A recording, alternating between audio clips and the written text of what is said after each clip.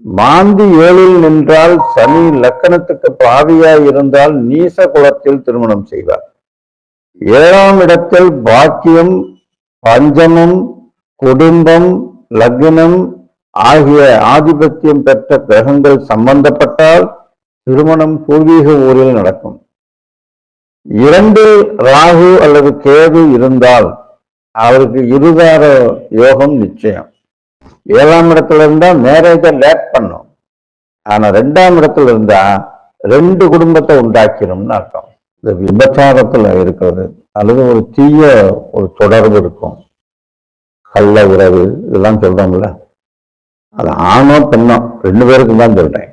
இந்த மாதிரி ஒரு அமைப்பு இருந்ததுன்னா அவங்க கொஞ்சம் அப்படி அந்த மாதிரி விஷயங்கள்ல ஈடுபடாம தன்னை பாதுகாத்து நன்மையான ஒரு பலனாக சரி பண்ணிக்கிறது நல்லது.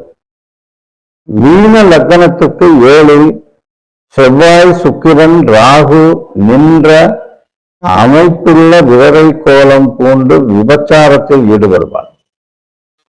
அதாவது அந்த பெண்ணுடைய கணவன் சின்ன வயசுல இறந்துருவாரு. அந்த அம்மா லைஃபை செக்யூர் பண்றதுக்காண்டி எதையோ ஒன்று பண்ணணுன்றதுக்காண்டி இந்த மாதிரி போயிடுவாங்க. அல்லது யாராவது ஏமாற்றி அவங்கள இப்படி ஒரு தொழிலாகவே கூட இறக்கி விட்டுருவாங்க. அந்த மாதிரி சூதுவாது நடக்குது இல்லை நாட்டில், அப்படி நடக்கிறதுக்கு வாய்ப்பு இருக்கு. அதே ஜாதகம் ஆணுக்கு அமைந்தால் அவர் காதல் தோல்வியினால தற்கொலை பண்ணிக்கிறார்.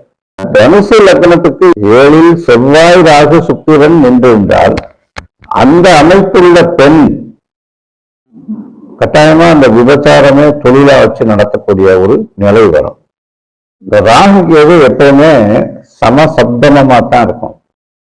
இது இருக்கிற இடத்துல 120-180 டிகிரி நேர எழுத்த ராசியில 7ஆம் ராசியில தான் இருக்கும்.